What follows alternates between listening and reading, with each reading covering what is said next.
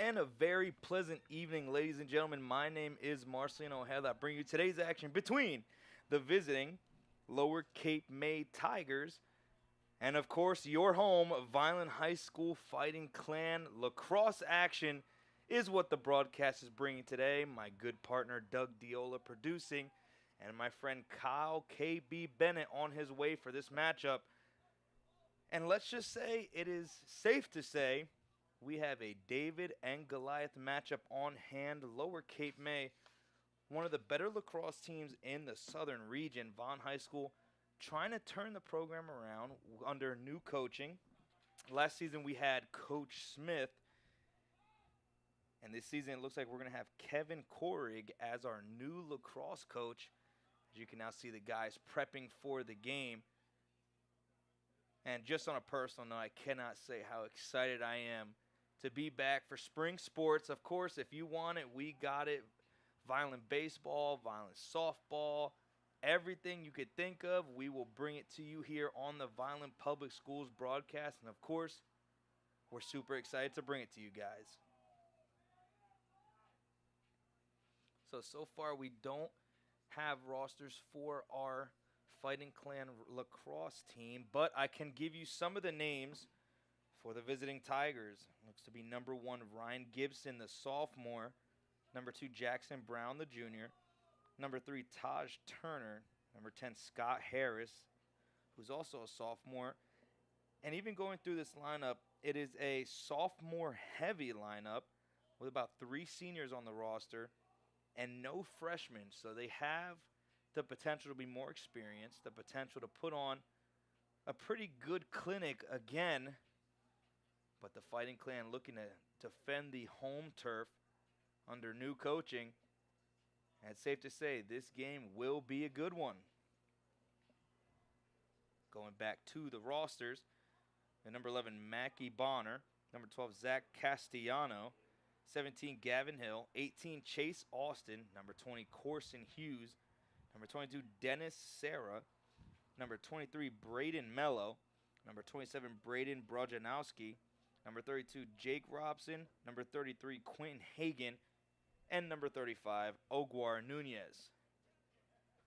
As both teams come into the squared circle, my good friend, my favorite partner, cannot say it enough, Kyle the KB Bennett, now joining our booth.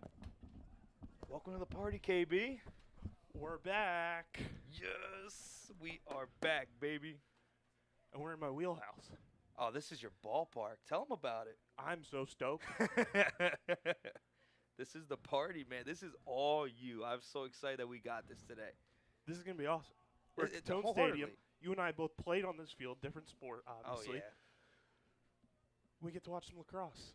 Dude, April lacrosse. Nothing better. it doesn't get better than this. And, man, let me tell you, this stadium is always more gorgeous every time I come back to it. 100%. Man, I love it here. So what are you looking for today with some of this? You're our lacrosse guy. I'm You got excited. this I'm down pat. excited to see these two teams. You know, Lower Cape May, they always bring the juice. They're always a powerhouse around South Jersey. I just want to see this Vineland program succeed. Right. I want to see the growth. Coach Kevin Koring now at the helm for this team. I want to see them just put the pieces in place for a foundation to build this program back up. I agree. Before we even start, I told everyone watching, classic David and Goliath matchup. But at the end of the day, we know who wins in that battle, and who's to say Vineland can't win this one? We have a good team. The boys look good. They look ready. I'll tell you what, though. Lower Cape May did come in trying to intimidate. They came in the whole hoorah deal at center field, man, making sure everyone was watching. That's that cocky confidence, though, that you love to see, and that's where we want to see this Vineland team get to. Right. Is, no matter if it's home or away, you want to see this team eventually down the line being able to go into a matchup and feel like any given day we're going to put points on the board, we're going to score goals, and we're going to go out and win and make Vineland Lacrosse a program that deserves to be talked about in the echelon of the Lower Cape Mays, St. Augustine Prep, St. Joe's, all those type of schools. That's where I want to see this program get, because I think the potential is there in South Jersey. That is, people talk about the Phillies, the Marylands and stuff when it comes to lacrosse hotbeds, Long Island. South Jersey is right there.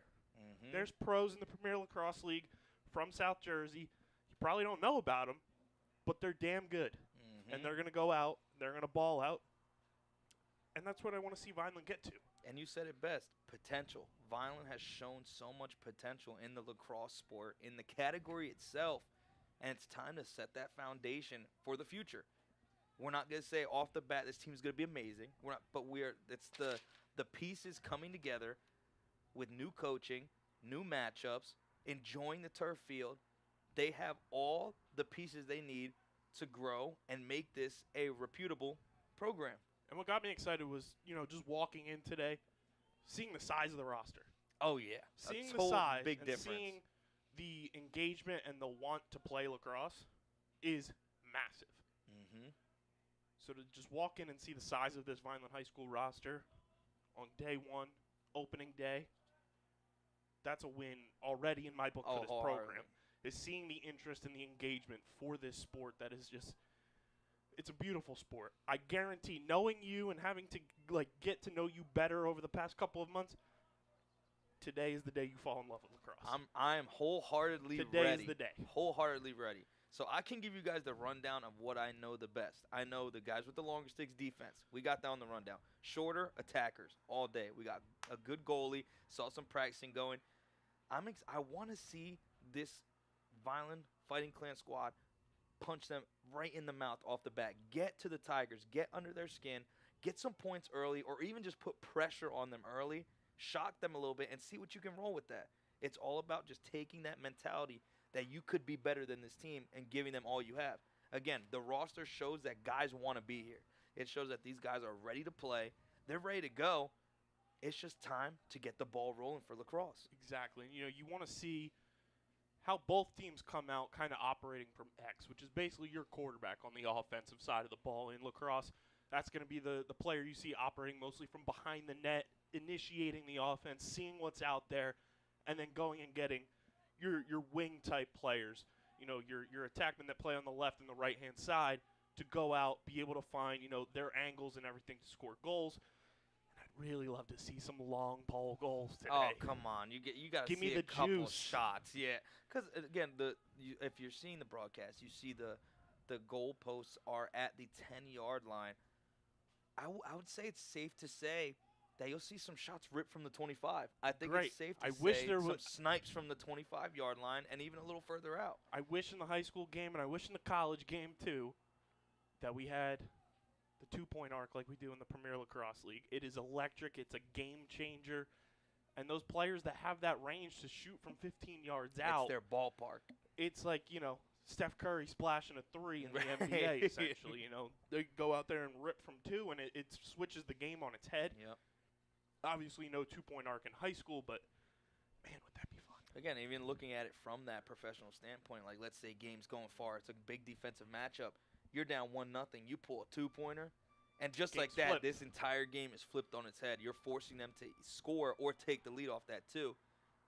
And I think it's going to be interesting to see the players that come out for Vineland as soon as we get the rosters together, see who's playing, see how the team rolls and meshes, to see some of those guys going to take initiative, see some captains on this squad, see some guys who you kind of take the helm of the offense and kind of get the ball rolling, attacking, and even defensively, communication defensively.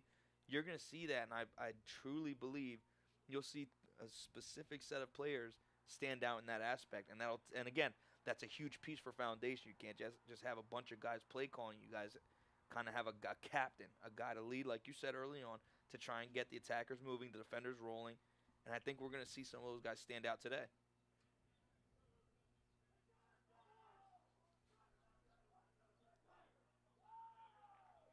You know what's funny? I remember when lacrosse first started.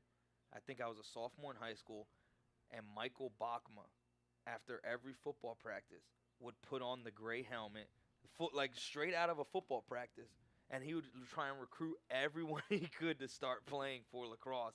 And I thought it was hilarious because you saw the team grow. Guys like Henry Garton, our kicker, pretty decent lacrosse player. A friend of mine who played, Jake Giannini, Miho, like all those guys, we saw them play and enjoy the sport that they played. And I give kudos to them every time because they set the tone. They would explain it to people. They'd get people to understand. Franco Sierra, another guy who played. His brother, I believe, is on this squad.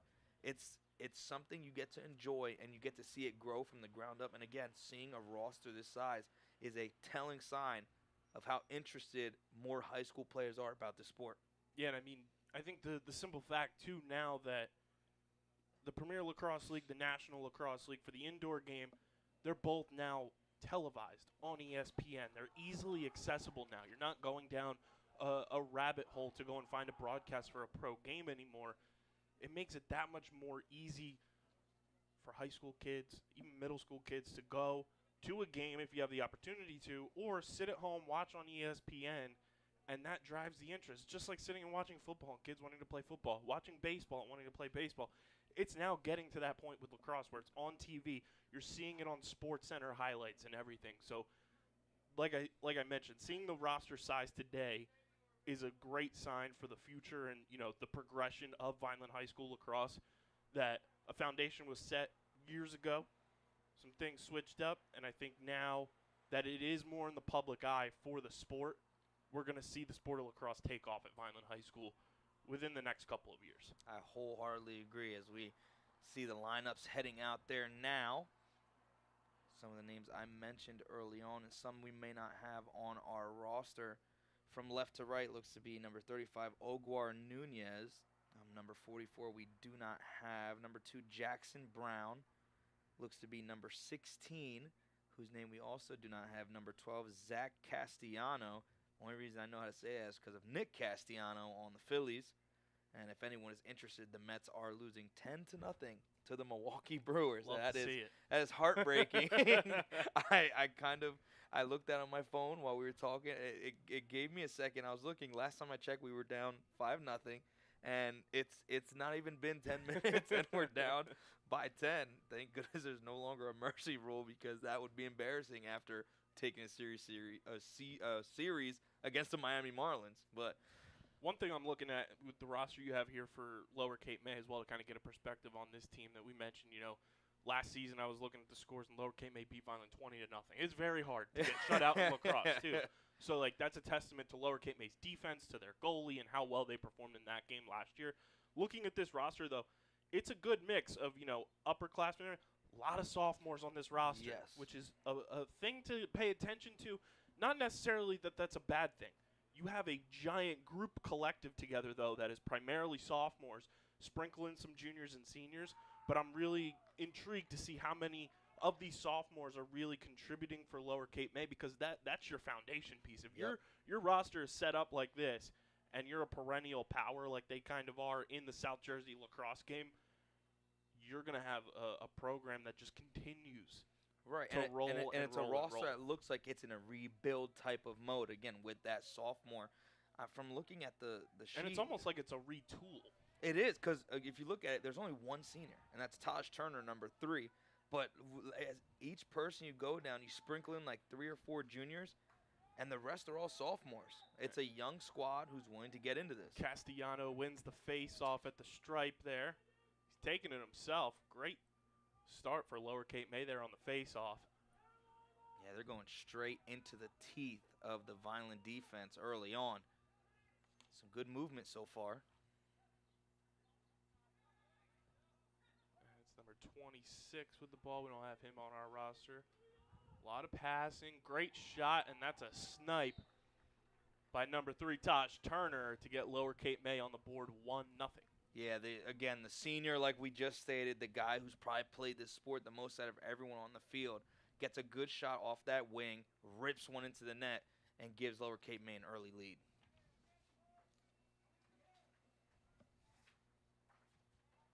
Let's see how Vineland responds. That's what I'm excited the most about, to see how Vineland responds to this kind of early adversity against a powerhouse like the Tigers of Lower Cape May.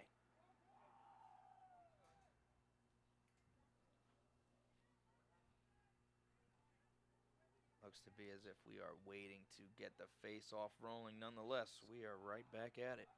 Castellano for Lower Cape May at the stripe, and then number 2 for Vineland will take this face-off here. And Castellanos wins the face-off once again, loses the ball there for a bit, but is able to recover the ground ball. Lower Cape May staying on that left side of the field pretty heavy. Assume that's where most of their power guys are lurking as they switch over to the right side and go behind the net.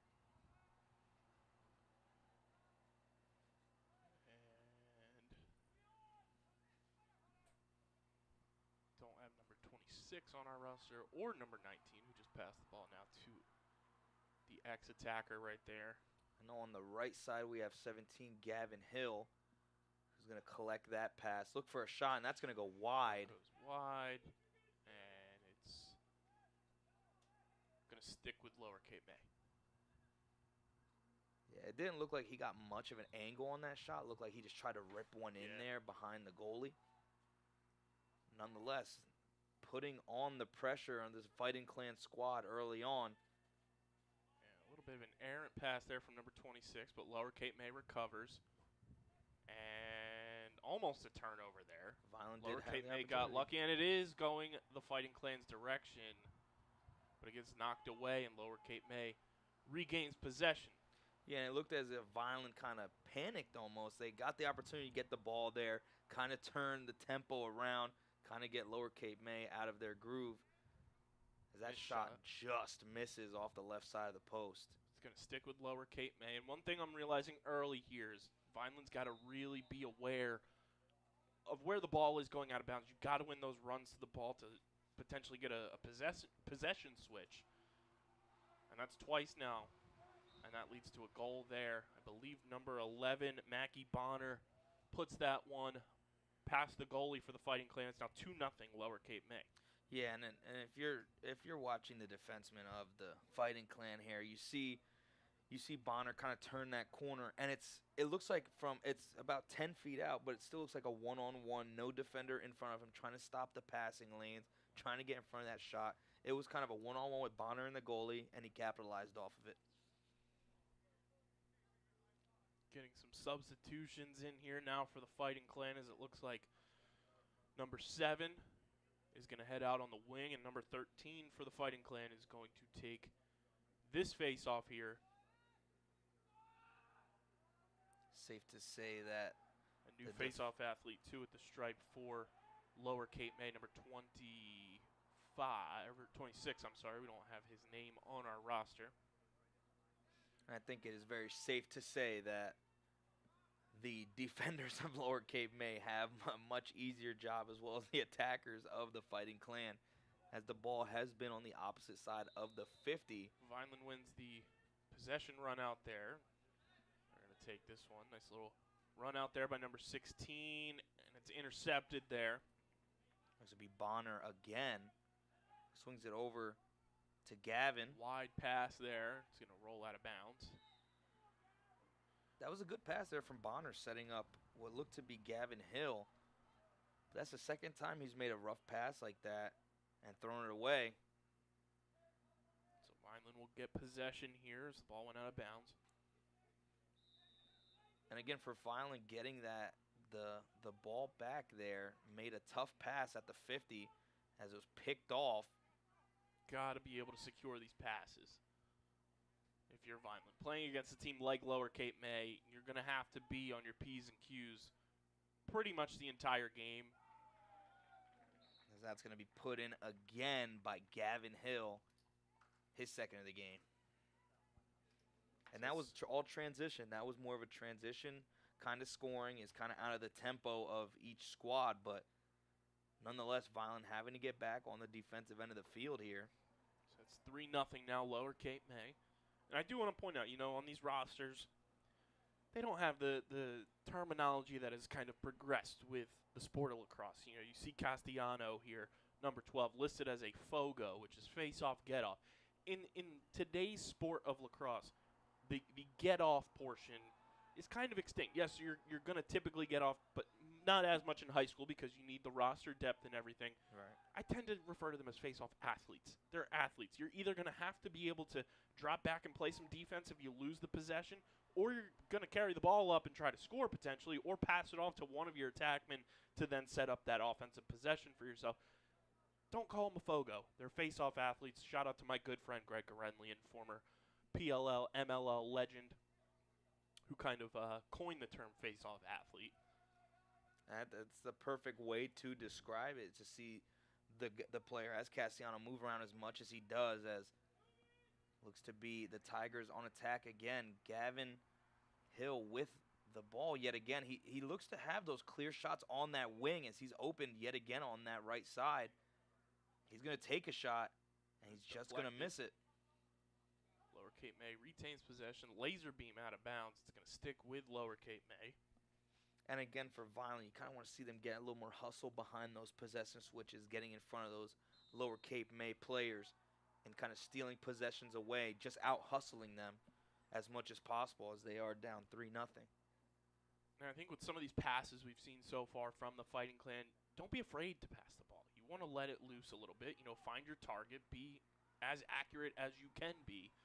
But don't, give it a one-quarter emphasis on your pass. You want to be, if you're going to pass it, full send it. Right, because those lollipop passes will get picked Great off every save time. by the goalie for the Fighting Clan there. Trying to go 5-hole was the attacker from Lower Cape May.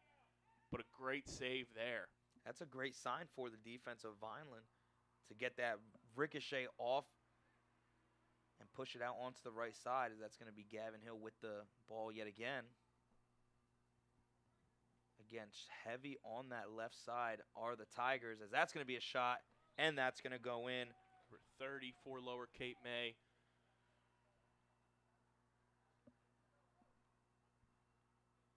Rough start for this young squad of Vineland. But if you're Lower Cape May with this young team, it's kind of promising to see how the ball is moving. They got good rotations on each side, and they're getting the scoring in bunches. They've gotten clear shot opportunities, but at the same time, how much of it is the offense of Lower Cape May and the defense of the Fighting Clan? That was number 30. Some of these Lower Cape May numbers are a little difficult to read in the sunshine. They're very interesting on the reflection. I'll tell you what, though, their helmets are pretty sick. I love the chrome versus the matte helmet matchup we have. There's a little shine to Vineland's black helmets that they have. But I do like that matchup. I like the contrast that we have going on in this matchup. Very much Jersey analytics are a thing, everybody. Oh, you got to look good to feel good. And if you feel good, you play good. Every time. Once again, on the attack is the Tigers. An open look there, right behind backdoor. Ryan Gibson, the sophomore, his first goal of this young season.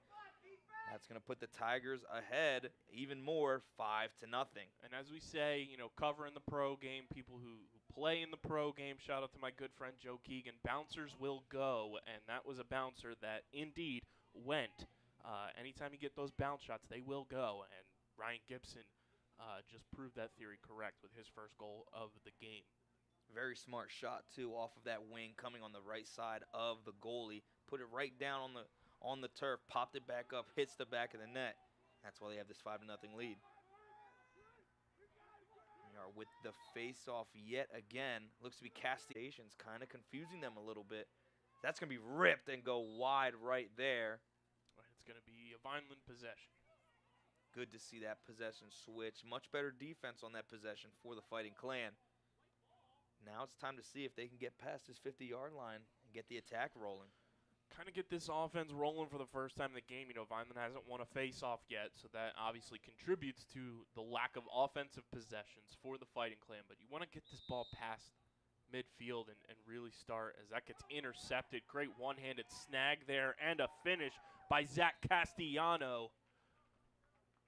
And that's why we call them face-off athletes, everybody. Oh, 100%. A quick testament to what you're saying there. Again, a very soft, errant pass from the Fighting Clan sets up a pretty easy one-on-one for Castellano. He capitalized off it. And Lower Cape May just continuing to grow this lead and keep the Fighting Clan out of the attacking territory. Got to be able to win some of these possessions at the stripe, have your wing players come in, pick up those ground balls, and progress the offense forward. You know, everybody down here, you talked about how they have the easier job right now. It's also difficult because the defenders for Lower Cape May and the attack for Vineland, you got to stay loose. You know, standing back there long enough without any action, your muscles are going to tighten up. You know, it's still a little breezy out here in early April, so it's not, you know, hot summer heat down on the turf and everything. You got to stay loose, and if there's no action down there, you got to keep those muscles flowing on both sides of the ball. 100%. Again, if Vineland does get into that attack area, the tough part is that not only are they fresh, the defense of the Tigers is also just as fresh. Great defense there from Vineland's number 16. Mackie Bonner here with the pass over to Gavin Hill. Going to put it behind the net yet again. Swung back to the top. Castellano swings it back. And that's just going to go wide. Errant pass there. Gavin Hill couldn't corral that one in. Safe to say if he corralled that in, he had a pretty decent shot on that wing there. Nonetheless, going in the possession of the Fighting Clan. They look to get past the 50-yard line and to attacking. Deep pass. It's going to go out of bounds. I didn't hate the idea there, but in an instance where you're going to launch it kind of Hail Mary style, if you're watching lacrosse for the first time with us right now, that type of pass, you know, passing a Hail Mary style in football, you're lobbing it up hoping for the best. That was kind of what that pass was, and it goes kind of errant. You got to be on your money and on your target and get that ball into the stick of the person you're trying to find. And with that pass, you'd like to see it come more into the middle part of the field so you kind of give your player room to work with instead of it forcing him out of bounds, forcing the ball to bounds and changing possession here, giving it back to the Tigers who are hot offensively. Great defense there for the Fighting Clan. It's going to stick with Lower Cape May.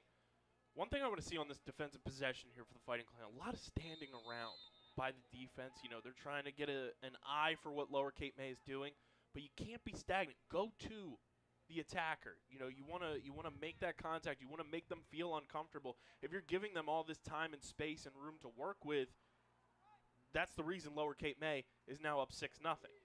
And again, you want to see that pressure. Again, when you're pressuring them more towards midfield, you're giving yourself an opportunity, if there's a turnover, with less field to work with going into the attacking portion, and give yourself a better opportunity and numbers to score.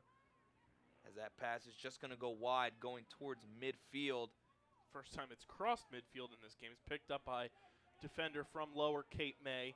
That is number 35, Oguer Nunez. That bouncer did not go. For the first time, the first bouncer of the day does not go. Saved by the Fighting Clan. As they're looking for a wide shot. Almost picked off there. But Vineland now has the opportunity to be on the attack here for the first time with the ball in their possession. That stick deflection there was almost a positive. As the ball now goes to X for the Fighting Clan. Looking to get their first goal of the season. Strong defense by the Tigers. That shot's going to go just a little wide. Didn't hate that shot opportunity, trying to go high. You know, that top right corner. If you're watching at home, that's where number 30 for the Fighting Clan was trying to put it. Just goes a little high. But I didn't hate that shot opportunity with where the goalie was lined up. Trying to just bury it in the top corner. And it's a good sign. First shot on goal on the day for the Fighting Clan. Finally got an opportunity on offense. Again, not mad, as that's going to be ripped. Dinger by Mackie Bonner in the top corner, low to high right there. He put some elbow grease behind that one. Actually stuck it on that top right corner. And just like that, 7-0 is the score. We finally got to see the Fighting Clan on the offensive end, got to attack, got a good look, went a little wide. The thing that comes with that look is you'd like to see it more. At some point, you will make those shots. We've seen the Tigers miss shots. Not many, but when they have the opportunity to come back around and take that shot again and score. Vineland, you kind of want to see more aggressively getting on the attacking portion of the field and get some goals going on the board. And that's where those possession runouts, when Lower Cape May is on the offensive side of things and, shots go wide. It's going to happen. That's where those possession runouts come in so big. You want to retake possession. You want to effectively get a turnover for yourself if you're the Vineland defense, and you got to book it, towards the ball to get that possession. As Vineland wins the face-off. First face-off win of the day, but turned over. Able to scoop up the ground ball there. That was promising, seeing a face-off win. Just got to keep the ball in the stick there and kind of keep moving. So that's going to be reflected off of a Tiger player and shoveled back into midfield where Ryan Gibson was waiting. Strong defense. That's a pressure we were talking about from the Fighting Clan as Gibson's forced to turn back around and kind of reset this attack offense as that shot's going to be ripped and deflected. Great save there by the Vineland goalie. And something I'm noticing, too, that is such a unique skill when it comes to the field game goalies. Blaze Reardon, good friend of mine, plays goalie in the outdoor game in the PLL for Chaos. He is kind of like taken the butterfly save as that one gets deflected there by the Vineland defense that you see from a hockey goalie. He's taken that butterfly save and brought it to the sport of outdoor lacrosse. Kind of a premature, mini version of what I'm seeing right now from Vineland's goalie on 2 saves that the goalie has made as that one gets stung right by another snipe. The Vineland goalie there. Believe that was Taj Turner. Once again, I believe that's his second on the day. It's 8-0 Lower Cape May.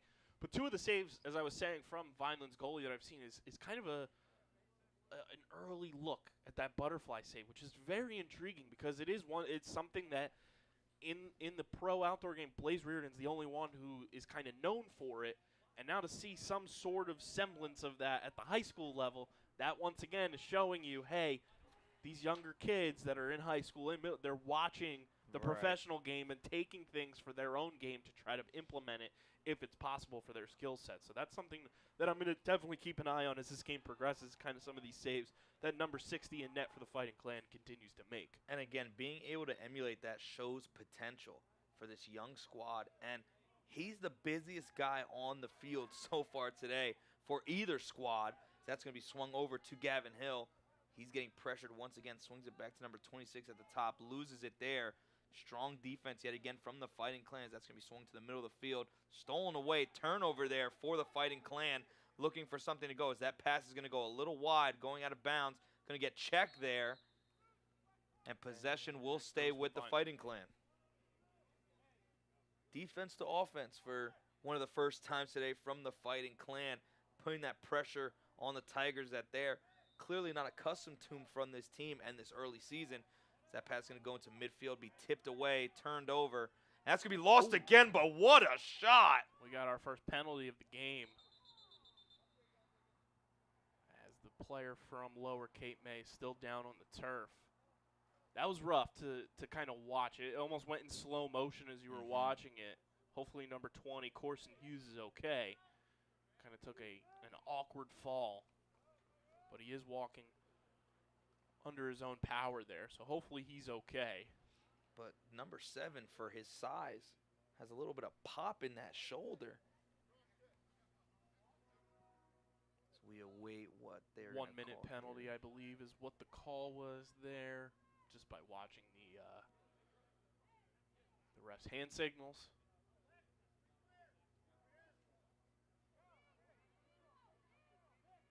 That's going to be number 7. Who's going to be coming out of the game. 53 checking in for the Fighting Clan. So, KB, for some of our first-time lacrosse watchers, even myself, what would be considered a clean hit and a clean check in that position for either team. You know, you want to get physical. You know, you can knock somebody to the ground, but something like that is obviously going to get called 99% of the time, simply based on how Corson Hughes fell. You know, the awkwardness of it, as Taj Turner has a hat trick. Just like that. Quick shot there, good passing. Got the movement to go on that left side yet again where he's been looming the most. Zips one past the goalie, and that grows the lead to 9-0. But as you were saying. And, you know, in the pro game, which is what I'm most familiar with in my lacrosse background, you're going to see guys get physical. You're going to go, you know, shoulder to shoulder with somebody and try to knock the ball loose. Use your stick, you know, as much as possible. That is, you know, part of your uniform. You're going to use that to, you know, knock possessions away from your opponent. But, you know, something like that where it was almost kind of like an illegal body check almost is going to get called always. So you can get rough, but something like that is kind of crossing that line of what's going to be acceptable in terms of the physicality in lacrosse. Yeah, and that shot was much more hockey-like than anything else there. Kind of an open ice kind of hit. It's going to be swung over to Gavin Hill yet again, passing it behind the net. And I know a lot of people who may be watching for the first time, and if you are, make sure you subscribe to the Vineland Public Schools YouTube channel. It's where you get all of our sports broadcasts. Great save there by number 14 to help out his goalie for the Fighting Clan. YouTube.com/@VLDSchoolsTV is where you get all the sporting events that Marcelino and myself will be broadcasting all spring here in 2023 and hopefully beyond for Vineland High School sports and athletics, and obviously any events and everything going on throughout the Vineland School District will happen on the YouTube channel. So subscribe, share it with your friends and family. Let them know this is where you get to watch Vineland High School athletics year-round. And if you are watching lacrosse for the first time too, great almost interception there by Taj Turner. Lacrosse field game-wise is almost a hybrid of basketball, soccer, physicality of football, and a little bit of hockey. As we are at the conclusion of quarter number 1. Lower Cape May up 9-0 on the Fighting Clan. You know, it's not going to be tackle you to the ground type of physicality that football presents and not type of hardcore checking that you see in hockey. But, you know, if you're running plays, it's going to be very similar to a basketball style of running plays, you know, moving around, seeing players on the offensive end kind of find their space, find their shot and angle like you do in basketball. And then obviously the running of the field length is very similar to soccer. You know, you have to have that endurance level if you're going to play lacrosse. And it is just such a fun sport to fall in love with. There's a reason it's the medicine game it's referred to, because it does really, you know, clear your mind, and it's so fun to kind of just, you know, fall in love with this sport. So I'm hoping that, you know, people watching today give Vineland High School lacrosse a shot, you know, fall in love with it here, go and watch the college level. College season this year has been pure chaos in all the best ways possible. And then watch the pro game, watch the NLL, watch the PLL. It's all accessible. You know, it's not, you know, having to dig through so many rabbit holes anymore to watch lacrosse. And it's just so much fun, and how much lacrosse is accessible now to so many people in terms of viewership. A lot of initiatives to make it more accessible at the playing level as well. I can certainly say again, this is the first time I've been able to call lacrosse, kind of sit down and get to enjoy it. It's interesting. It's a very interesting aspect, and you said it perfectly. It's the ball movement of basketball, getting those open looks with some of the physicality of shoulder bumping with hockey. A little less open ice hits as we've seen earlier on.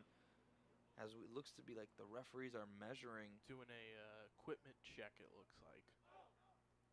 But back to what I was saying, it has a lot of interest to it. It piques your interest because you see the combination of sports, and you kind of see like how it opens up in different aspects of the field, as we've seen Vine on the offensive end of the field one time. But it's interesting. You see how the ball moves, you get the angles, and you get the opportunities and the best shots possible. As we've seen with a team that seems to be more experienced in Lower Cape May, you see them get those angles. You see their ball movement. But even behind the net, they don't struggle with kind of holding it in their stick. They have a better understanding, a higher skill set. And it's good to see that Vineland is kind of meeting them at some of those points where we've seen strong defensive stops. We've seen some decent handling. It's been the passes that have given them a little bit of a struggle so far.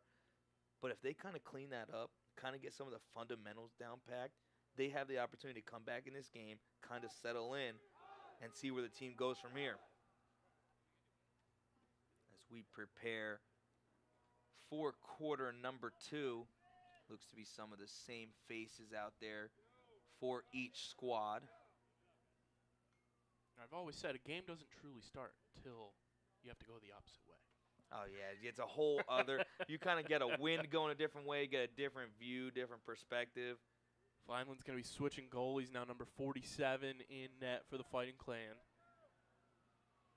I can definitely say I give a lot of kudos and respect to number 60. He looks sharp, Correct. was pressured very much early on.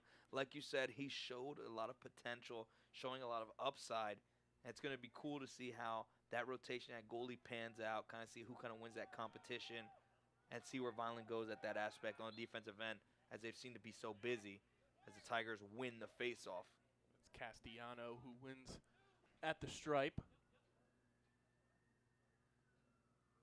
Once again, great ball movement behind the net as Gavin Hill is now on that right side, swung back up to Zach Castellano running to his left. I thought Taj Turner was going I to thought he was going to rip have that some one. gumption and rip that one. I thought he was ripping that one. Looks and like he will does here. rip it. Gets deflected. He's a player, having watched him now, this is the first time, obviously, that we've gotten a chance to see Taj Turner play here. But, his senior leadership out there and just kind of his experience speaks for itself for where he's choosing to take his shots. I am very much enjoying watching him play. He's a very interesting player. Shows a lot of upsides. That's going to be Dinger. ripped yet again. Number 30 for the Tigers. It's been those shots on the wing after. It's almost lulling or lullabying this defense of the Fighting Clan to sleep, kind of keeping them in like cement footing. Gets a wide open shot, one-on-one with the goalie yet again, and they capitalize once again, giving them that 10-0 lead. And that's one thing that, if you're the Fighting Clan defense, you have to approach your man. Like, you have to go and attack, even though you're playing. It's a style of defense that, playing against a team like Lower Cape May that has the athletes out there, that has that speed and kind of, they can cut, they can make those moves on a fly and on a whim. You have to approach those attackers. You can't just sit still and hope to, stand in front of the net and hope that it deflects off of you and protect your goalie in that instance. Got a great draw there, but Lower Cape May comes away with it. Zach Castellano wins the draw once again at the stripe. Vineland's defense has to approach some of these Lower Cape May offensive players and really make their presence known and just not sit still. The stagnant defense right now is crushing them as that one kind of a floater lobs into the back of the net by, I believe, Castellano. It was, yes, Zach Castellano with yet another goal. And going off what you said, we saw success when the Fighting Clan pressured on the defensive end of the field. We saw at the end of that first quarter, they kind of pushed the tempo and gave them that opportunity on the offensive end going the other way. Kind of want to see them get back to that, kind of get back to the blueprint there, to the drawing board, sit back and kind of be like, okay, it worked. How can we be more aggressive defensively but not open up more shots for the Tigers on the offensive end of the field? And because of how the ball moves in lacrosse, you do want to have some sort of zone in your defense, but you also want to play man-to-man if you can and have the opportunity to kind of, stick with a specific player if you're out there. And that's what the Fighting Clan kind of have to do. You kind of have to play a zone-man hybrid with this Lower Cape May team, having watched them now for, a quarter and change of this game so far. They have the athletes out there. Great swim move there by the Vineland attacker as this one's on the ground. Great pickup there by number 30 for the Fighting Clan. The best possession so far by the Fighting Clan, showing a lot of upside there as that's going to get turned over. Goalie's going to pick it up. Number 33, Quentin Hagan. First time he's touched the ball today. Looks to be on the fast break. Go the Tigers. Great defense from the Fighting Clan. That's number 17, Gavin Hill, who just barely lost. Is going to swing it back up to the middle of the field and over to Taj Turner, the senior, and looks to be captain of this squad. That's going to be ripped from the corner. Gavin Hill. Call him the king of the hill right there. Snipes that one. A good shot. He was almost parallel to the goalpost there and just rips one off that corner, sneaks it behind the goalie. That was an impressive shot. And just like that, I believe the score is now 12-0. And already getting the scoring going early here. 3 goals early on here in this second quarter, and it was 9 in the first. Kind of want to see Vineland at least put one up on the board here, avoid the shutout. Be an improvement from last season. 100%. It would be nice to kind of see them turn around. I believe they do have halftime, so after that kind of coming out, 2 more quarters to work with. As the faceoff is at midfield, right on top of the Fighting Clan logo. It's going to be, and looks to be an offside. Face-off violation there, I believe. So it's going to be Vineland possession. Now the Fighting Clan moving and attacking. As that pass going to go a little wide. Couldn't get corralled in by number 27. It's going to go Lower Cape May's way, though. Just like that, the possession switches. That was one of the better opportunities Vineland had. Didn't really do much with it. Not much showing for it, as there's going to be a substitution. Number 53 checking in for the Fighting Clan. As that's going to be going in between 3 defenders, but picked away. Zach Castellano went through 3 Fighting Clan defenders. Got a one-on-one opportunity, but kind of lost it at the end there as Vineland now has possession. Again, that's why we call him a face-off athlete. Zach Castellano has proven that theory 10 times over in this game on why face-off athletes are athletes and not just, face-off get-off. One thing that has helped Lower Cape May in this game, obviously, is primarily it's been Castellano at the stripe, taking those face-offs, winning those face-offs, and getting possession. The transition game for Lower Cape May versus Vineland has been 2 polar opposites because Vineland just hasn't been able to get the possessions that you want to see them have. Lower Cape May has been able to work in transition. That bouncer just did not go. Almost went through the upright of the field goal Could post have been there. a field goal there, just not in this sport. But the transition game for Lower Cape May has been, one of the big things that has helped them get up to this 12-0 lead. Vineland's going to have to, work on securing these passes, work on securing ground balls. Those are the minor things in this sport that can tell the tale of the tape, whether you win or lose.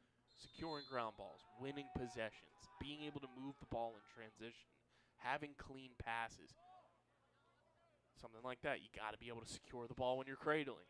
And again, with the Tigers, you've seen the polar opposites, and it's been almost borderline perfection for the Tigers in transition with the passing. They'll have 3 guys moving at once with no defender there to stop them. That's almost tipped away there by number 27 of the Fighting Clan.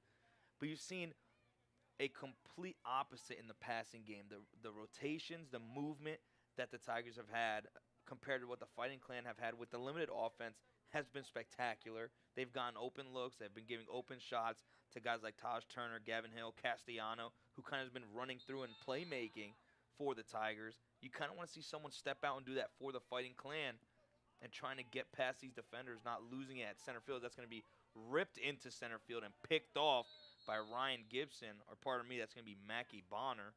And that's what excites me about Kevin Coring being at the helm. He knows the sport of lacrosse. He's been around the game, and he's going to really, get this program back to where it needs to be. The past few years, talking to people in the area who have played against Vineland, it's almost seemed like, just a bunch of football players were coming out to get a different, conditioning in a sense, to, keep them on their feet and everything. That's not exactly what lacrosse is, and you have to have players who are willing to buy in to play the sport itself. And you can kind of see, just the way, even today, even though it hasn't gone Vineland's way so far, you can see the foundation of lacrosse coming back to the lacrosse program, and that's exciting. It's more lacrosse players than metaphorical just football players. Right. You see kind of more more strategic aspects of the game. You kind of see how they play much differently, You not see crazy physical. plays being run. You Right. see, the style of play that Vineland is trying to play. Great job there by Vineland. And they're able to get a stinging bouncer from number 64 to put Vineland on the board for their first goal of the season. That was great defensive prowess by the Vineland offense. The goalie comes out, you knock the ball away, get him a little frazzled, and then you're able to finish when the goalie's kind of out of possession of the ball and out of position in terms of where he is in the cage. Great job by the Vineland offense to be heads up there. And smart defense to offense, we've seen that's where the Fighting Clan has worked best in this game, forcing turnovers, giving the Tigers kind of putting them on their heels a little bit, forcing them to back up. Great shot there, giving Vineland some points on the board. Shows a lot of upside, like we said. That's a pretty good positive aspect into the second quarter, as at this point in the first quarter, they had about 5 goals, now kind of holding them up here, getting a goal of their own, and kind of moving that goalie around a little bit, getting him a little warmed up as the offensive end for the Fighting Clan as the face-off. And Coach Coring's got to be happy about that. To see the possession finally be in your favor, be in that offensive zone for your offense and capitalize on a situation that, that is one of those things that you have to make that split-second decision when the goalie's out of position there, because if he's able to just get back on his feet and get in front of the cage right there, you could be talking about just a save rather than a goal. So Coach Coring has to be thrilled with the way that turned out, the way that Vineland's offense was aggressive and kind of knocked Lower Cape May off balance a little bit there to get their first goal of the season. And it was a very smart heads-up play, like you said, forcing the goalie to get frazzled a little bit, force him on his heels, as there were 3 violent attackers there, but they kind of got right through him, put a bouncer in there, and that gave him that one shot. And again, smart play. That's going to be ripped into the middle, bounced off to the right, does not go, but we'll stay in possession of the Tigers. And in case any of you were wondering what the final score was for the New York Mets, 10-0 go the Brewers, as the New York Mets now are 3-2 on the season. Meet the Mets. Come on, I thought that was a good song too. I'll tell you what, the Mets do show a lot of upside this season, but that's something we can talk about on a platform that you know best if you'd care to explain, KB. Yeah, Underground Sports Philadelphia. We do a lot, especially with Vineland High School athletics. You can subscribe to our YouTube channel as well, youtube.com/@UndergroundSportsPhiladelphia, the home of the Dan Russo Show. It's great to be back at Gittone, too. 100%, Obviously, yes. I'm in the booth. If you're familiar with my voice, I call the football games with Rich Scarpa during the fall. And being here, it's one of those things that I feel very fortunate to be able to do and to be at Gittone. It's one of those things that if you're from Vineland, you take a sense of pride of being able to do anything here. As Mackie Bonner sinks that one. I'm sorry, it might have been Zach Castellano. Castellano, man, has been a beast Stud. on that offensive He's side. a stud. But being able to work at Gittone Stadium is a dream for any kid from Vineland. You get to talk about if you played at Gittone Stadium, playing on this surface, if it was the old grass, if it was this turf. It's such a historic venue in all of high school sports, especially football, obviously, because that is the primary sport here. But to be able to call games here is like It's an honor. list. It's a whole. So fun. It definitely is an honor. Again, like you said, being able to play. I got to play on both fields. I was here when it was grass. I was here when it was turf. As Vineland gets possession there. But it is Lower Cape May now. Actually, is I believe they called a foul there. But as you were saying again, it is a huge honor to be able to be in the booth up here, going from playing on the field, hearing the voices, that's going to be ripped yet again. Mackie Bonner with a stinger. The scoring has come in the bunches from the main names we've given: Taj Turner, Mackie Bonner, Zach Castellano, Gavin Hill. It's been those 4 guys attacking who've all shared the wealth and has just put massive points on the board. As now it's a 14-1 game in favor And of that's what the you Tigers. can see from Lower Cape May, too. We mentioned at the top of the broadcast, there's a lot of sophomores on this team, but I'm 90% sure, don't quote me on this, that those sophomores were playing for this team last year and got an opportunity to be a part of this team, and they're going to grow together for 4 years, and now they have this camaraderie where they are a majority of this roster, and they're going to be the foundation of what carries this Lower Cape May Tigers roster forward for this season, 2 seasons more after this year. So the camaraderie that a lot of these sophomores from Lower Cape May has, that's chemistry that you're hoping Vineland gets an opportunity to kind of build on their own. But you're getting a sense of, what a well-oiled machine that is Lower Cape May Lacrosse can do when you have such a giant group collective in one graduating class playing together for all 4 years, and especially when they're this talented, this young, that's a benefit in and of itself. Right, and it's going to be exciting once we finally get the roster squared away for Vineland, to see the young guys and the older guys, how long they've played together, how long they're going to be playing for the Fighting Clan as time goes forward. It's just good to see that foundation being built. That's another open shot opportunity. That's number 22. Dennis Serra with his first goal of the game. He gets his first action in there. Another sophomore, like you stated. But again, you want to see that built from this Vineland squad. Kind of see them build that camaraderie, build the chemistry, build those connections, and get better as a team and go far as a team like we've seen our football team do. Our softball team has done before. It's the players that have grown up together. When I was in high school and was on the swim team, majority of the swim team all was a collective, group, and we were a powerhouse for 4 years because we had all swam together. It's one of those things that as you are able to recruit more players and get more interest and build things back up, that's what's going to be very fun about Vineland Lacrosse over the next few years. And I just counted from our roster alone, not every player listed, obviously, as we mentioned, for Lower Cape May, but on our roster of players, 8 sophomores. That's a huge number. That's a big to number be playing for at the a young varsity team. level for any team, and to see how well a bunch of these guys have played. Some of the names we mentioned: Ryan Gibson, sophomore; Scott Harris, sophomore; Zach Castellano, sophomore; Chase Austin, Corson Hughes, Dennis Serra, Braden Mello, and Jake Robson. I'm sorry, all sophomores for this Lower Cape May Tigers squad that we have listed. And again, even with those sophomores, you sprinkle in those juniors who are going to be back next year, like in the goal, Quentin Hagan, guys like Taj Turner leave this year, Mackie Bonner's a junior, Jackson Brown's a junior.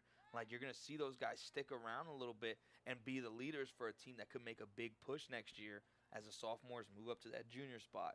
It's going to be a heavy upperclassman kind of team. That's going to be pulled away there going back to center field. It's number 23, Braden Mello, swings it back to the wing. Back in the middle, shot ripped, and that goes in once again. Number 26, sinking that one. Got the open look, one-on-one with the goalie in the middle of the attack. And yet again, that's going to tack on 10-17. Or pardon me, it's going to be 16. 16-1. 16-1 is the score. Fighting Clan fighting a very uphill battle. Which is expected, new coaching staff in place, trying to gauge interest, trying to recruit players out for this Fighting Clan team. There's going to be growing pains. Like, that is a known fact for any team that is trying to kind of retool and regroup a program like Vineland is, and you're just trying to find your bearings, trying to find your footing. Coach Coring is going to get this team turned around. When I found out today that he was the head coach, I was like, oh, the program's in good hands. It's exciting. Coach Coring knows this sport. He's been around it, like I mentioned earlier, for quite some time. Kids are going to want to play for Coach Coring. Like, that is a thing. Like, when they find out he's the coach, when they find out his skill sets and, his experience around the sport of lacrosse, the kids on this roster right now for the Fighting Clan are going to be like, yeah, you want to play for Coach Coring. He knows the game. He's going to put us in the best positions to win when we're ready to be at those points. And, down the line, you're going to play some other teams.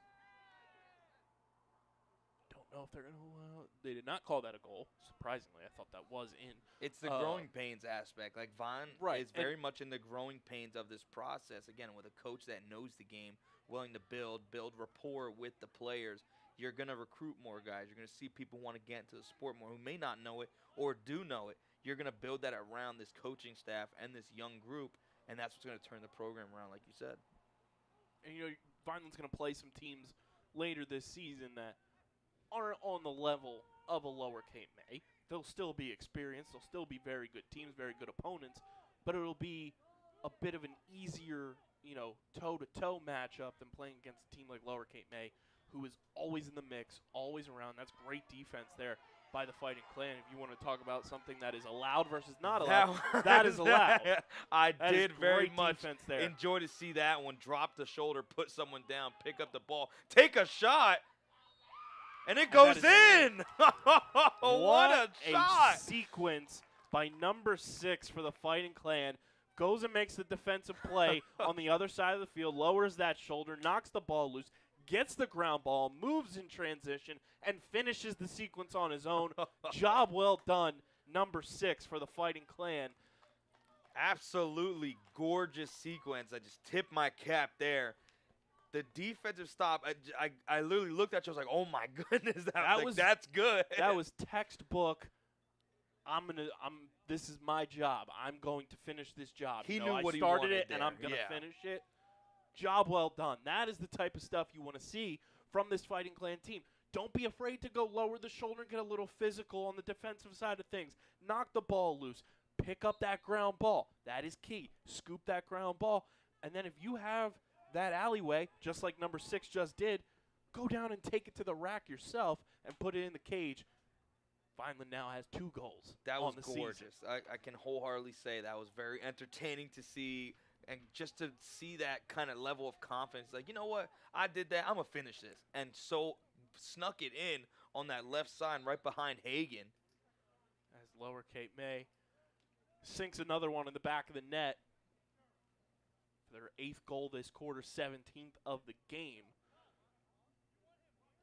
But 2 goals for the Fighting Clan you can get excited about. We don't have any sponsors for these broadcasts, but if there were, your typical sporting event things, play of the game, that's my play of the game right there. Wholeheartedly, I give that all wholeheartedly, because again, you've seen the kind of that gets my stamp of approval. Yeah, you've seen like the well-oiled machine that is the offense. That's a play that my co-host DJ Hughes of the Outside the Box podcast on the Underground Sports Philadelphia Podcast Network, he coaches high school lacrosse in Michigan. That's a goal that I'm going to clip from this broadcast, show it to him. We'll be talking about that play on our podcast this week. Go subscribe, Outside the Box, search it, Underground Sports Philadelphia. But, with this opportunity now for us to be broadcasting high school lacrosse, it's another facet that I'll be able to talk about. And,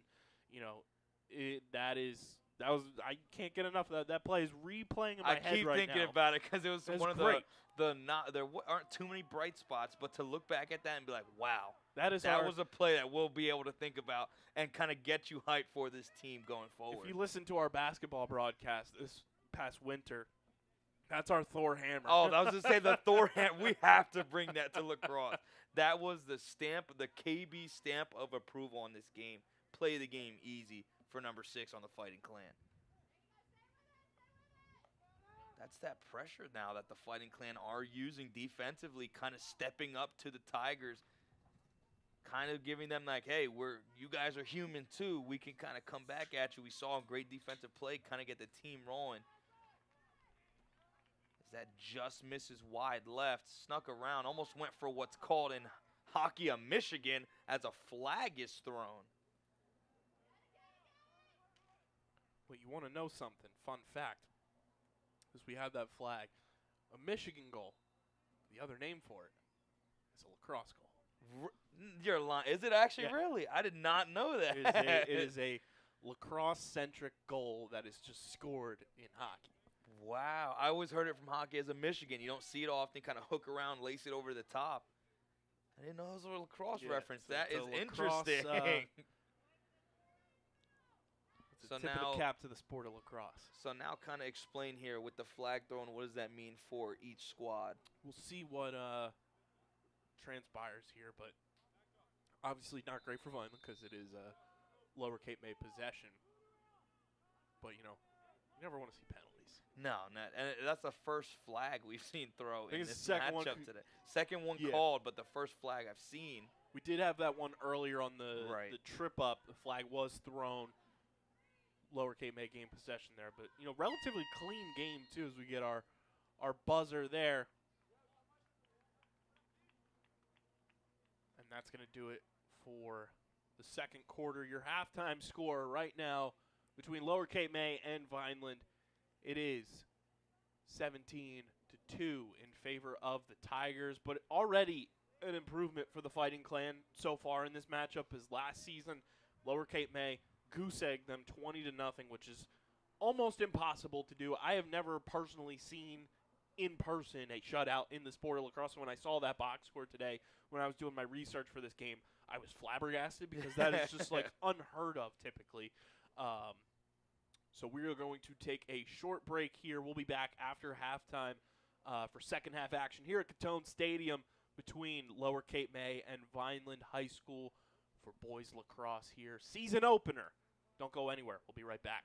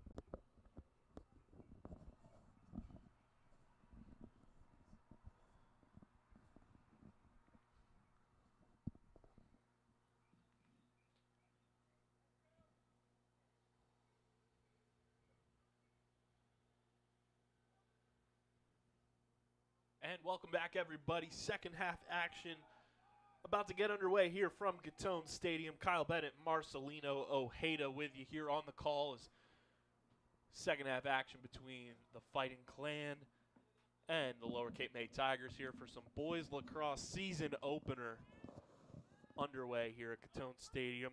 First half, a lot of Lower Cape May, but the highlight, Vineland High School goal happened right before halftime. Great save there by number 60 in net for the Fighting Clan. Great outlet pass. Just a little too errant as nobody was there to secure the possession, but Lower Cape May up right now 17-2.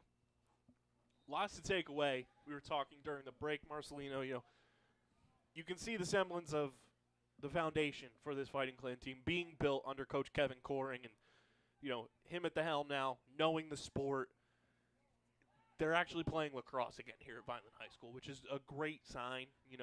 It's an inexperienced team, but that will grow as this season progresses. And I think we've even seen progression as this game has moved forward, with different offensive approaches, the defense picking up, goalie play has gotten a little more stable, even though Lower Cape May has been able to find their shots. You've seen some impressive saves from both goalies for the Fighting Clan, as we've seen two goalies for them today. What stuck out to you in your first full-blown experience of watching the sport of lacrosse? I'll be totally honest. It's been the fact that you've seen Vineland get adjusted. They got their feet wet earlier on. Again, the well-oiled machine that is Lower Cape May. That's going to go in possession of the Fighting Clan going towards midfield. Which didn't happen early on in this game. It's going to be stolen away yet again. But it's just been flag. It's been the excitement of the offenses, kind of seeing Vineland work in transition. It's going to be Vineland possession there on the flag. 1 minute penalty there on Lower Cape May. I think about the most exciting thing has been that number 6 play. We talked about it all halftime. Kind of seeing that clean lowering the shoulder, get possession, take it full field, and just coast to coast finish it right behind the leg of the goalie. That's been my favorite part so far, but it's just been the excitement behind the sport. And the excitement that just comes from the players. You see they enjoy what they do. They're learning it more. They're getting more adapted to it. As Vineland is back on the offense here. As number 2 for the Fighting Clan will take this up following the flag. Vineland in the offensive zone. It's been hard to come by for the Fighting Clan today as the face-off unit for Lower Cape May has been exceptional in winning possession for the Tigers all afternoon. Great ball movement so far here in this possession for the Fighting Clan. Number 30 with the ball in his stick. Takes a shot. I did not hate that shot. Nice save by the goalie for Lower Cape May. It was interesting to see that kind of pick and roll there at the 30. Kind of got on the shot looked like it would have went a little wide. Nonetheless, picked by the goalie. I believe that was number 33, Quinn Hagan, still in net for the Tigers as that possession's almost lost. Saved right at the corner behind the net yet again. Vineland playing off again. You kind of want to see them get more in their faces. Now they're stepping up a little more. Almost turned over. Swung over to the corner, back to the wing. Shot underneath. Missed it just wide. Thought that one went down. Outside the net there. Ryan Gibson does get it back. He's going to kind of reset this offense and swing it over. So it goes back to what looks to be number 13. Swung over to the corner, number 22, Dennis Serra, who has a goal on the day. Swung back up. That was 19, pardon me. Loose ball opportunity here for the Fighting Clan. Let's see who comes up with this one. Tight fight there. It's like there's 3 on the Fighting Clan. They do get it, but it's going to be popped back over. Tigers possession. Good spin move there at midfield. Back on offense do go the Tigers. Just joining us, Lower Cape May in the dark blue uniforms, light blue numbers, gold chrome helmets. And the Fighting Clan in their white uniforms, red numbers, black helmets. Swung over to the wing there, back behind the goalie. Number 13 looking to his right, swings it to the corner, back up to the wing. It's been this offense of the Tigers that's been opening up shop opportunities. giving them open looks as that's going to be cut in, ripped, go wide, and stay in possession of the Tigers. They've given their teammates open looks. It's been the passing that keeps Vineland on their toes, kind of getting them out of their defensive positions, moving them a little bit, as that's going to be Ryan Gibson again with the ball, stick in his face. I like that aggression there from number 62 for the Fighting Clan defensively. Finally getting in the face of the attacker coming into your zone. You want to make them uncomfortable. Step to your man. Use your stick to kind of create some separation, but step to him. Use your body as well as your stick to create opportunities as Lower Cape May stings the first goal of the second half there. 18-2 your score. And again, it was more defensive prowess there for the Fighting Clan. Gave them that opening, kind of pushing the attackers out a little more. But the second that they stepped back, the Tigers kind of creeped in like actual Tigers on prey, closed everything in, encircled that defense, looked for an opening, shot one right down the pipe, and gives them another goal here in this second half. First one of the second half. Getting set for the face-off at the stripe there.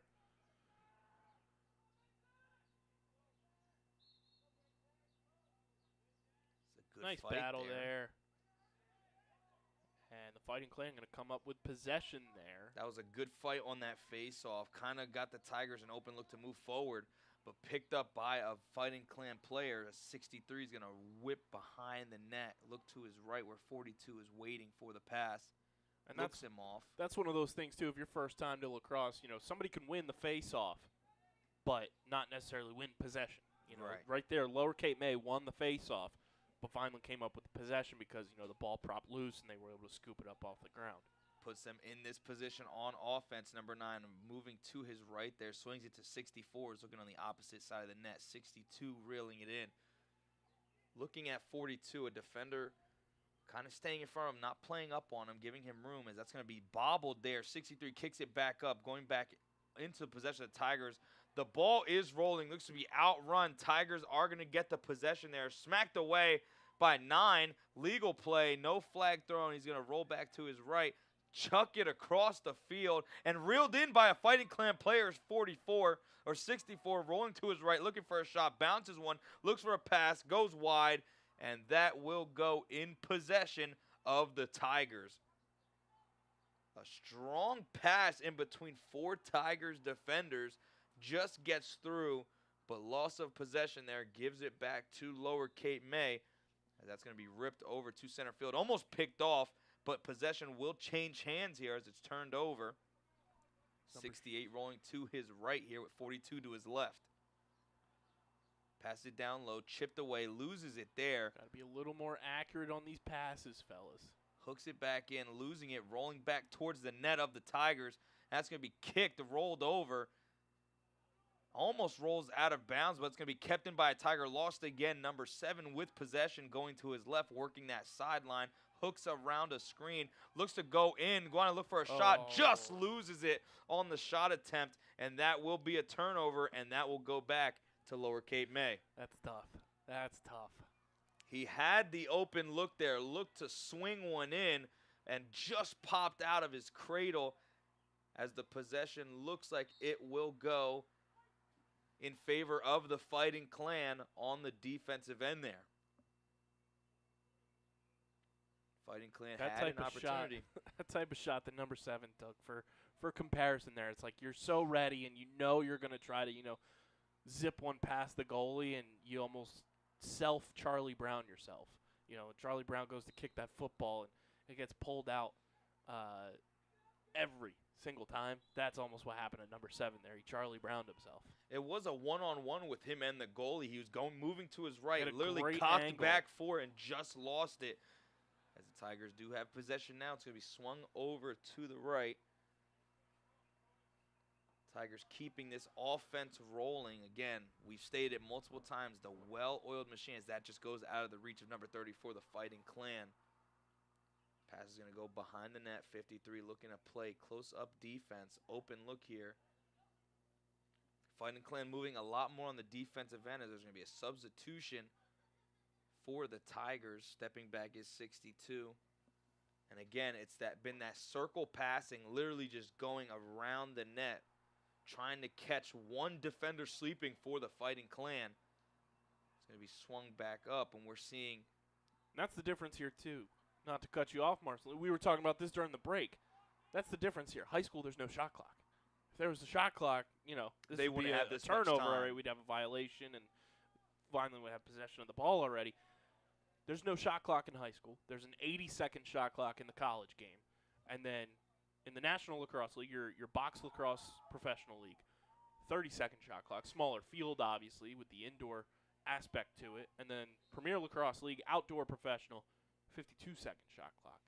So you gotta set your possession early and find and pick your shots way more accurately in the pro level than you do at the high school level here, where there is no shot clock, and you can kind of have those sequences that we just saw where Lower Cape May is able to just kind of pass it around, play keep away almost, and really run out the possession for themselves until the ball gets turned over or they find the back of the net. And Fighting Clan back with possession. It was lost over. It was Scott Harris, who lost possession on the last go-around. Vineland had possession for a little bit. A little limp there from the defender of the Fighting Clan. Nonetheless, Tigers do have possession and will begin that what seems to be clockwise passing, wasting time away, as they do have a very comfortable lead against the Fighting Clan. Swung over to that wing there, lost. Big difference in this second half so far that we've seen in terms of offensive production. The first half, we had 19 total goals between the two teams. So far here, third quarter underway and everything, we've got one goal between the two teams. So a complete change in script in terms of offensive production from both teams. Obviously, Lower Cape May leading this one 18-2, but only one goal so far. It's been a total change in tempo, and as well as you look at the sideline here, you see those guys who are scoring, Taj Turner, Mackie Bonner, Castellano, Gavin Hill, all on the sideline here to start off this second half, and a totally different lineup for the Tigers, as that will be time. A quick quarter there, the quickest one we've had today. The third ends as we prepare for the fourth quarter action. One goal scored in the third quarter compared to 19 scored in the first half. Complete tempo switch by both teams. Yet the Tigers still do lead as we prepare for this fourth. KB, it was just time ticking every possession for the Tigers. Do you think they keep that up in that fourth? That's what's fun about the sport of lacrosse, too. It's a game of runs, and we saw that primarily in that first half where Lower Cape May was just going on this continuous run, and then Vineland here and there got their 2 goals sprinkled in. That was a defensive run first quarter here in the second half of the third quarter. A lot of, just pass the ball around, keep possession, kind of be a little gamesmanship almost there. You're up 18-2 now. Haven't really been able to see Vineland get in that offensive zone to kind of combat your high-scoring affair in that first half. So let's, hold on to possession, keep the ball away from them so they don't get that opportunity, and just kind of get a look at, some of our guys that don't primarily get to start for us. And Vineland's getting that opportunity to see, who's going to be in the lineups here and test out some different things under Coach Coring. And that's what happens in season openers. Yes. When you have a top dog like Lower Cape May coming into your house on the season opener day, you're going to see this. It's a lot of growing pains like we had mentioned earlier. But, all in all, from an inexperienced team, from what we know, not too much knowledge out there about this lacrosse team this year so far. And, just finding out that Coach Coring is the coach today, I've been impressed by a lot of things that I've seen, having been around the sport like I have now for the past 5 years.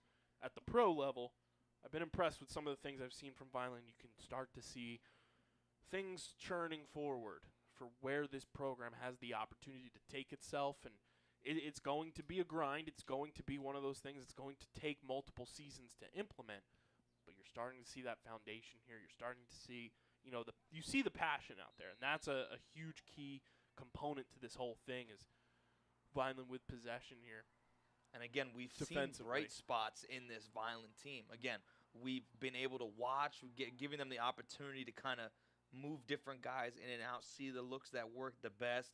And there's been a consistent look that the Fighting Clan have put out there. That's going to be turned over. 62 with the ball, chucks it to half field. That's going to go just over the head of number 68, rolling towards the corner. It's going to be reeled in by the Tigers. Good tip away there. It's going to be back to the goalie. And a recess. He throws it to the 40-yard line to number 29. That was the definition of bouncers will go, ... over your head. Yeah, that one kind of is. It was a good look, had an open look there, trying to turn the tempo. As that's going to be ricocheted off of the leg of the goalie, number 60. Great defense there and a great block. And he's been the bright spot out of all of them, out of each player today for the Fighting Clan, like you stated early on. Yeah, number 60 has shown a lot of chutzpah, as they say. He's been out there. He's taken his licks, but he's made some just like that one. He's another great play. That's another great deflection there. I guarantee if we after this game go and talk to number 60 and ask him who Blaze Reardon is, he knows who Blaze Reardon is because he's making those butterfly saves or something resembling that that you don't typically see from field goalies, getting down and dropping your knees a little bit to make those saves. He's impressed me a lot with some of the saves he's been able to make in this game. He's been exciting, and again, a bright spot like we've noted earlier on. He shows potential, and even if he doesn't, it would be nice to know that, hey, he might have that just in the back of his head or just general knowledge that he knows this position, is getting better at this position, as there was a little check there at the 40-yard line, but possession will go back to the Tigers as number 23, Braden Mello, is going to bring the ball up the field and begin the clockwise passing of the Tigers here in this fourth quarter. Swung back to the middle. Shot taken. Just bounces wide. One of the bouncers that do not go. Good deflection there by number 60 in goal, who's been locked down so far in this quarter and has looked sharp and has gotten better as the game's progressed for the Fighting Clan. That's going to be passed back in. Tigers back on the attack here. And that's a great shot opportunity there by Braden Mello, who took that last shot. But I want to highlight the pass there from Dennis Serra. That pass was what made that shot opportunity happen. The look there, the quick pass, and the wherewithal by Braden Mello to take that quick shot is also just as fantastic. But that pass was beautiful. It's something that doesn't get talked about enough, in the sport of lacrosse, where you need a good passing game, and it's not the same type of passing game that you see in football, obviously. Right. But you want to make your clean passes, and that was one of the best passes I think we've seen from Dennis Serra across the board for this entire Lower Cape May team. They've made some phenomenal plays today, but that pass is something that won't get talked about in this highlight reel type of game that they've had, but it's something that, tip of the cap there to Braden Mello for the quick shot, but to Dennis Serra for a phenomenal, just look and having that wherewithal to find his man right in that opportunity, to give Braden Mello the opportunity to take that quick shot. And we did, again, compare this game to basketball. It's like a point guard setting up the big man down low. You see them kind of get into the post there. The shot's taken and saved once again by number 60 of the Fighting Clan. Gets his stick out, puts it there, turns it over, as the Tigers do get possession. But again, that inlet pass is something we've seen in basketball. It's number 13's looking to get up, open, get a pass down low again. Great defense won't there. go, and it'll be stepped on and stopped by number 60 of the Fighting Clan, who made yet another save. Did his best Spider-Man impression. He's like, I'll take that for you. Little vacuum cleaner action with that goalie stick. Great defense there, too, by the Fighting Clan on that last possession there. Also, guts by number 13 to pull up from where he pulled up from. Yes. Like we mentioned, there's no two-point arc in the high school game. For him to pull up from that deep, he wanted that one. He wholeheartedly that shows wanted some that guts. One. As the player looks to be Ryan Gibson, passes the flag back to the referee with his stick. Sometimes I wish players could throw flags on referees. It's Not like, in here, this you game. take this The one. refs have No, been the refs have been phenomenal. great in this one, as the possession There's does go been, back to the Tigers. At the pro level in multiple sports over the last month and a half, 2 months or so, I have been disgusted with referees. It has been a tough go, as that possession could go in the way of the Fighting Clan. Still fighting for it is number 16, fighting between 3 defenders, or attackers, I might say, and does not get possession. He does get possession. Still waiting Or on the call. does Looks he? like it's going back to the Tigers. It looked like he pointed in the way of the Fighting Clan. He kind of pointed both ways, and it was almost like that still shot from The Office where they're kind of at a He's like, standstill pointing at each other, like waiting for the first person to draw. But there was no other people that the ref was pointing at. It was kind of just like this side He of the was field, pointing that side in of a the direction. field, and the ref. It was either Just kind of north in a or standoff. south, and he kind of pointed west. Nonetheless, Tigers have possession. Take another shot and sink another goal. That goes in for the Tigers. First one of this fourth quarter. Braden Mello's first of the game for the Tigers. Tigers kept the tempo and momentum going on the offensive end. Took a couple shots there.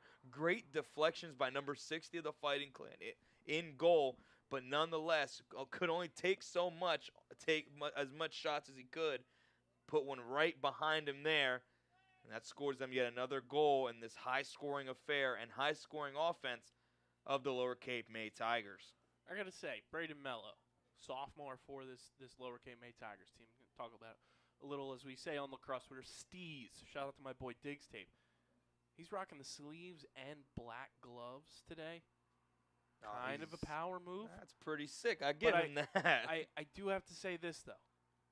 If you're gonna do that, you gotta match the cleats, my man. Yeah, you gotta go dark cleats. it kind of throws off. But He for was wearing some black odd cleats. reason, That's fire. For some odd reason, it kind of works because they've got the light blue numbers and the gold helmets. Now, to if he had kinda light play blue off cleats, there. that would have been sick. That would be good night. I think he Good wins night. that easy. But the torso up in terms of jersey analytics it's kind of a power move. It's almost Luke Skywalker-esque with the black glove over top his robotic hand when it gets cut off in Star Wars. You don't see until he takes it off. As that pass did go far and over the top of number 68 for the Fighting Clan. It was a good look. The pass came in from that 30-yard line where the number 30 is and came right to the goal, just a little high. Tigers get possession yet again as they move in to the attack and offensive portion of the field. It's going to be passed over to the wing there. It is number 13 who has the ball, swings it back up. Number 29 with it as well. Passing kind of between the two, not named on the roster. Zach Castellano, want to point out some more sophomore swag here for Lower Cape May. He's got the steez. He's got the light blue gloves. He's got the leg sleeve. I was going to say the leg sleeve. I man. give him that one, the leg sleeve.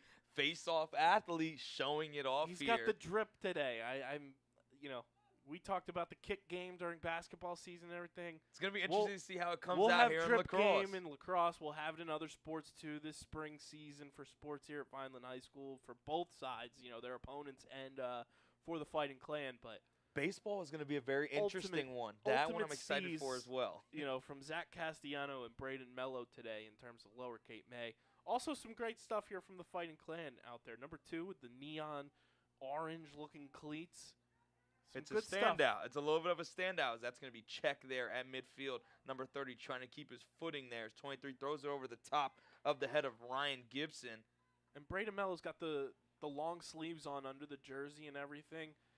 It kind of makes his arms look even more longer than they actually are. I'm assuming, obviously, we're up here in the press box at Gittone, so I'm sure Braden Mello has some long arms. He's got that wingspan, but the long sleeve look makes it look more along with the shorts exemplifies it a little more. Makes it look like he's got tentacles out there in the best way possible. And the pass will come in from the corner there. 62 looking to corral it in. Quick defense and aggressive defense right off the bat by the Tigers. That's going to be underhand slung out of bounds. And that will go right into the bench of the Fighting Clan over the head of the bench of the Tigers. And that possession will go back to Lower Cape May, as that's going to be thrown in. 62 will be checking out. A little bit of a limp there as 53 checks in. But yet again, the offense of Lower Cape May back on the prowls. That's going to be passed inside. Great pass, bounced, and it just went over the net. He went for the bounce, no doubter, but did get checked there. 17 stays down on the ground. That is Gavin Hill, who checked back in here in this fourth quarter. Didn't see much action. Got caught up in the bodies of the Fighting Clan players right at the net. It looks like we will see the trainers checking on him, hoping everything is okay. He got a great pass there on the inside right in front of the net. Looked like he possibly could have gotten poked there by number 60 as we wait to kind of see if he is okay.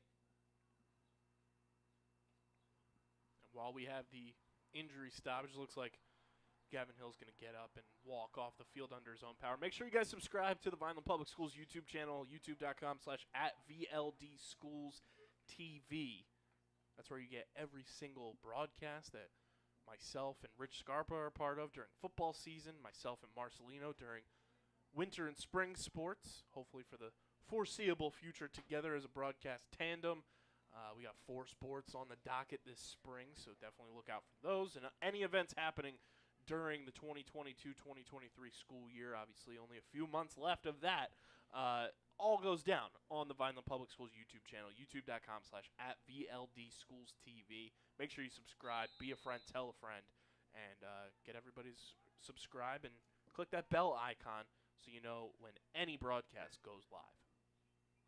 And again, a special thanks to our producer, Doug Diola, helping us put this product out, kind of getting to enjoy all the sports aspects here.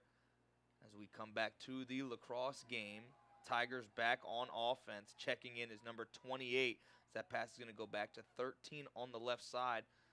It's kind of been that two-man passing on that left wing, but now kind of circling it around the clockwise motion, or counterclockwise, I might say.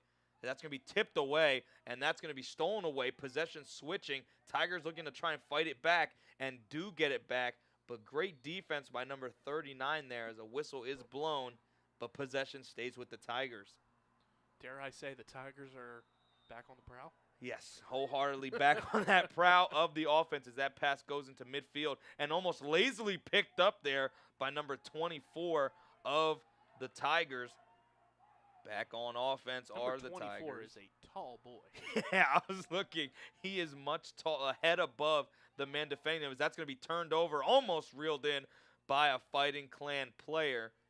And those are the possessions right there. That play you just saw where number 14, unfortunately the ball didn't go into his stick. He didn't catch it properly. Those are the plays, when we move later into April and into May. You'll see those plays number start being 14 is going to make that catch. Yes. And again, day one, game one of the season, everyone kind of getting into the game flow.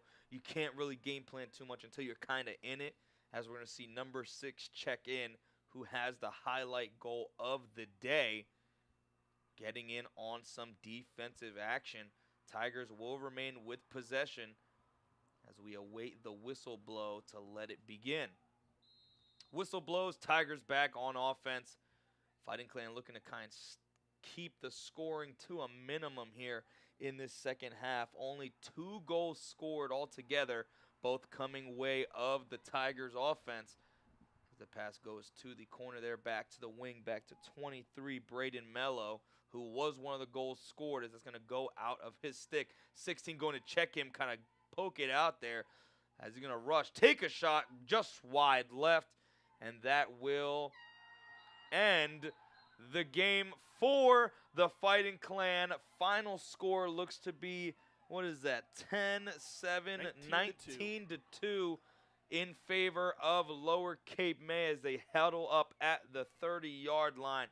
Vineland showed a lot of promise in this game. We saw potential from different players. Shout out to number 6 for the goal of the game, and number 60 for playing great in between the posts.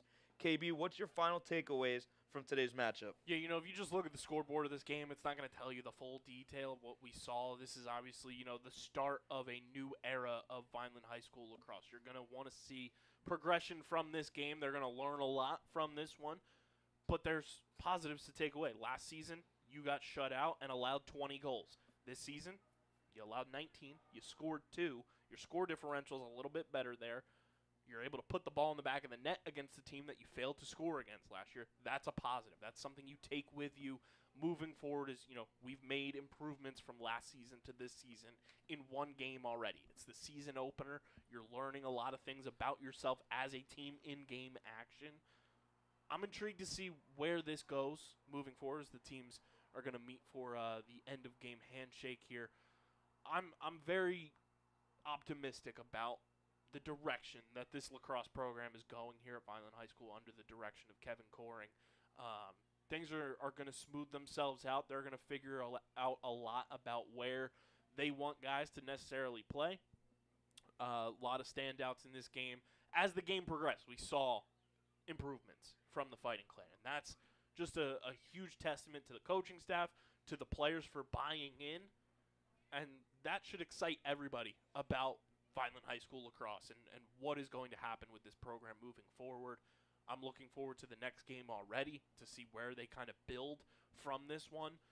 So congrats to Coach Coring on his first game. Obviously not the outcome you want, but in the first game where you're building this program almost from the ground back up, job well done for the players, for the coaches, and like you said, number 6 from the Fighting Clan, definitely goal of the game easy. Once again, we'd like to thank you for joining us. Final score 19-2 in favor of Lower Cape May. My name is Marcelo Ojeda with my partner Kyle KB Bennett. Special shout out to our producer Doug Diola. We thank you for joining us as always, and never forget, let's go Fighting Clan.